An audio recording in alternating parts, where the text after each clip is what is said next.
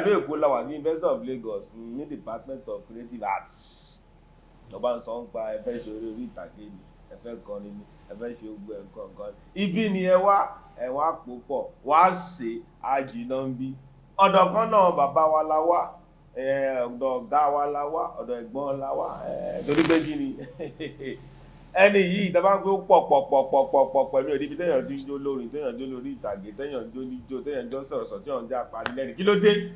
Léèyàn kan ṣoṣo bá àgbàlagbà lọ́jọ́kọ́jọ́ mo kí wọn lọ́jọ́ pé a gbọ́dọ̀ máa wọ̀wọ̀n àgbààgbà wa káàkiri torí pé kí ni ọpọlọ tó wà yàn án náà gbọ́dọ̀ dìmú ká mú kẹ́yìn ara náà ní kẹ́fì kọ́gbọ́n. Àbá àgbàlagbà tí mo fi tọ̀wọ̀tọ̀rọ̀ dárúkọ wọn Dr. Tunji Sotimirin. Bàbá o. Èjìrẹ́ òyìnlá. Bàbá o. Sórí gẹ́gẹ́ bí orúkọ ẹ̀ wàá máa là ní. Mo kí gbogbo ẹ̀yin tí ẹ̀ ń wò wá lórí ẹ̀rọ móhùnmáwòrán nígbà tí ìyá mi tó bí mi a máa jẹ́ Àlímọ́tù Àlàbí ní Ìkẹ́rẹ́ Èkìtì ni a bí ìyá mi sí. Wọ́n ti di olóògbé. Ìyá mi ẹ ṣé tí ẹ wò mí dàgbà tí ẹ tọ́jú mi tí mo dẹ̀ ti tójú bọ́. Kò sí eléré náà tó dàgbà ní nǹkan bíi 80s 90s nǹkan kan bẹ́ẹ̀ tí ò mọ màmá ní Tẹ́jọ́ṣó àti àwọn pòlísà lóríṣiríṣi ní NTA Channel 7 ní Tẹ́jọ́ṣó ń gbà yẹn. Bàbá mi jẹ́ ọmọ Ìjẹ̀bú Ayépé ní Àbà ni wọ́n ti bí wọn. Bàbá mi jẹ́ onífàájì gidi gan, wọ́n dẹ̀ jẹ́ tí ó pé wọ́n rìn ìrìn àjò gidi. Iṣẹ́ tí wọ́n ṣe ní iṣẹ́ transport, kọ́ máa kó ọkọ̀ jọ, kọ́ máa ṣe òwò, kọ́ máa kó ẹrù pẹ̀lú ọkọ̀ wọn pọ̀ lóṣìṣì. Ìyẹn ni irú àwọn lọ́rì 911 yẹn. Wọ́n kọ ọ̀gẹ̀nẹ̀ ọ̀vọ̀, ọ̀gẹ̀nẹ̀ ẹ̀rọ. Kí ni ìtumọ̀ ẹ̀? ọ̀gẹ̀nẹ̀ ọ̀vọ̀ ìkan, ọlọ́run kan. ọ̀gẹ̀nẹ̀ ẹ̀rọ, ọlọ́run wà. Èdè tí mò ń sọ yẹn èdè Urhobo ni. Torí pé Warri ni wọ́n bí mi sí. Mo ṣe àjìnà Òjì Olówó, ibẹ̀ ni àwa dàgbà sí. Tẹ́ pé a máa yí kẹ̀kẹ́, yí táyà. Ní mo ṣe náà láti gbá Fẹ́lẹ́lẹ̀. Kẹ́ṣì. Bàbá ìjọ tó rẹ̀ ṣe rántí àdúgbò yìí. No, ṣe rí Ọlọ́run jẹ́ kí lè máa rántí. Ojúwòye àdàfẹ́ ìjẹ́gbà. Ṣé àwọn tó ń wò mí sí Ojúwòye Agba Fẹ́lẹ́lẹ̀ ń bẹ̀ yẹn. Wàláì tàláì Fẹ́lẹ́lẹ̀. Stephen Kẹ́ṣì kọ́lọ́fọ̀rùnkẹ́ ní orúkọ wo ni wọ́n ń pè nígbà yẹn? Bobby Moore.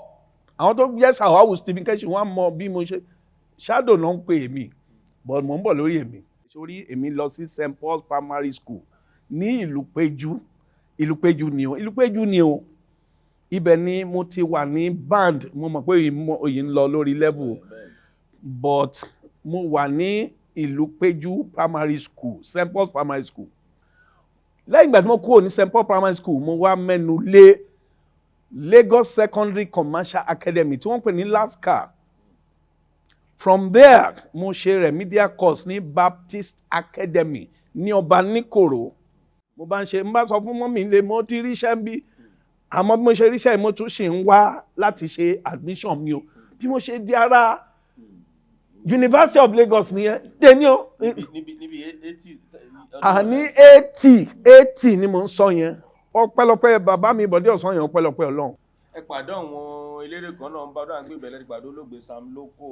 Á dá fún ẹ o. Unibadan Performing Company yẹn ni o. Olóògbé àgbàlagbà eléré Sam Loko, ibẹ̀ láti jọ ṣiṣẹ́. Clarion Chukwura, ibẹ̀ láti jọ ṣiṣẹ́. Jọkẹ́ Múyìwá, Dr. Jọkẹ́ Múyìwá Fàdìrẹ máa ń sọ ní ìmú ẹ máa fẹ́ dàpọ̀. Àmọ́ Jọkẹ́ Múyìwá òun náà máa ń ṣeré orí ìtàgé gidi. Ibẹ̀ láti pàdé. Àjàyí Ọlátidé ó ti dolóògbé. Moses Ẹ̀rùnmọ́sẹ́, ọ̀gájò, gbogbo àwọn eléré àwọn èèyàn jankan-jankan ní Ìbàdàn. Ẹ̀rí bàbá orin wọn kan lédè lànà kọkànrin o. Tó bá ti múrú àwọn èèyàn bíi bàbá mi àgbàlagbà Túnjí Oyèlànà, The Benders, Túnjí Oyèlànà, àwọn lọ́kọ̀ gúgúrú pẹ́rẹ́rẹ́ ẹ̀pà pẹ́rẹ́rẹ́ gúgúrú pẹ́rẹ́rẹ́ ẹ̀pà wo owó kù kọ́bọ̀ ẹ̀pà pọ̀ lápò gúgúrú pẹ́rẹ́rẹ́ ẹ̀pà pẹ́ ìyẹn tí alákọ̀wé bá gbowó oṣù irú orin yẹn ló máa kọ. Bàbá mi Ṣóyínká tí wọ́n bá ń lọ tí wọ́n bá ti mú bàbá Túnjí lánàá wọ́n lọ nìyẹn. Ṣọ́ra wọn jùjú yẹn mo capture torí pé kí ni ní mo ṣe ń gbà yẹn tí wọ́n bá set instrument wọn gbàǹbá yìí mo ti close nílé mọ́mí àti dáàdi wọn mo ti close torí ọ̀dọ̀ wọn ni máa ṣíwọ́ sí máa sùn máa dẹ̀ máa tòrò gbé ní ọ̀dọ̀ wọn níjọ́ ẹ̀ ṣúlẹ̀ wọ́n bá ń pe kinní kan ni wọ́n máa ń kéré èmi náà ni. Bàbá mi kí ló kọ Lẹ́kan Ládélé ní NTA 7 Gbẹ̀ngà Adébóyè náà òun náà máa ń wá bàbá Gbọ́yìn òun náà máa ń wá èmi ní segment tí tèmi wọ́n máa ń kéré ni mo lè bẹ́wúrẹ́ sọ̀rọ̀ bá adìyẹ sọ̀rọ̀ gbogbo ẹ̀ ń lọ lórí level yẹn. Kí lórúkọ bàbá yìí Danladi Bako ó ń pè ní morning ride gbogbo àtẹ́mi ń gbé teddy bear lọ sí TV tí mo bá sọ̀rọ̀ èmi ò rí anybody gbogbo báyọ̀ èmi náà ni òun ọ̀dẹ̀ rírú ẹ̀rí o. ṣe rí Goldsmith University ti London tí mo lọ yẹn mo wò pé àwọn ti wájú wọn dúró kò ṣe dúró wò ní tó bá ti mú olúwẹ̀ wá ní irúṣẹ́ wa yìí Ọlọ́run ti fún wa ní òye àti ọgbọ́n pẹ̀lú ẹ̀bùn yẹn wípé ká túbọ̀ máa kọ́ ẹ̀kọ́ sí a lè dúró lójú kan nítorí àwọn ọmọ tá à ń kọ́ àwọn pàápàá náà wọ́n mọ̀ pé tí a bá ní ìmọ̀ kún ìmọ̀ a máa repeat ara wa ni. Mo lọ sí yunifásitì tí wọ́n ń pè ní Harvard mo lọ sọ nípa ipa tí àwọn òwe wa orin òwe àti ìlú òwe tó ń kó nípa àṣà wa. Mo dárúkọ Saheed Òṣùpá torí pé mo mọ̀ pé eléré tó mọ̀ nípa àṣà mo dárúkọ ẹ̀ ní Harvard. Mo dẹ̀ dárúkọ bàbá mi Sunny Adé bó ṣe ń kọrin ní òwe tó wà nínú orin wọn mo dárúkọ wọn ní Harvard. Mo dárúkọ bàbá mi olóògbé Àyìnlá Ọmọwúrà pàápàá jùlọ mo sọ lórí orin wọn tíráàkì wọn ebi kì í pagún dọjọ́ ọ̀lẹ agbẹnigbẹ̀rẹ̀ pàdé olókun. Mo lu ìlù sí orin yẹn fún wọn ní Amẹ́ríkà ní Harvard. ṣé rí orin bàbá Àyìnlá yẹn òwe bí incantation bí ọ̀fọ̀ ó wà nú ẹ̀ yóò bá kí sínú orin yẹn. Àwa là mọ yàrá òyìnbó tó pè mí ó mọ ohun tó fẹ́ ó mọ ohun tó rí ó mọ ohun tó gbọ́. Ìmọ̀ tí mo ti ní láti ilẹ̀ wá òun náà ló bí Konkere yẹn. Bóyá mò ń ṣe eré orí ìtàgé ni mò ń kọrin mò ń jó mo wá tún dánilẹ́kọ̀ọ́ gbogbo ẹ̀ wà ní Konkere yẹn. Nǹkan tá a bá dẹ̀ kọ́ ṣe bẹ́ẹ̀ náà lọ sọ pé nǹkan tá a máa tó lù ẹ̀ bá máa ṣe kó ká ṣe pé ó máa mú èèyàn lè fi yan gan. Gbogbo orin tó wà ní Konkere la lè kọ́gbọ́n nú ẹ̀ àkàndédé sọ pé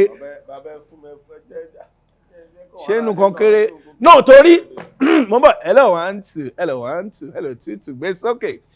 Konkere tẹ̀rí ìyẹn kò gba kólé lẹ́sàn. Àmọ́ tó bá fẹ́ mọ̀ jù wá tètè wá gbà ń lẹ́kṣọ̀ làgbo Sotimirin ó yẹ o. Àwa màrè my people ẹ súnmọ́ bí kẹgbọ́n mi for your information better forget your sorrow tó bá ti dàgbò shadow kí wọ́n ṣàmọ̀ mélòó pàdí mi má ṣe slow kò ṣá máa sọ́lẹ̀ lọ ijó ti yá kò ṣá máa sọ́lẹ̀ lọ èjì rẹ̀ kò ṣá máa sọ́lẹ̀ lọ.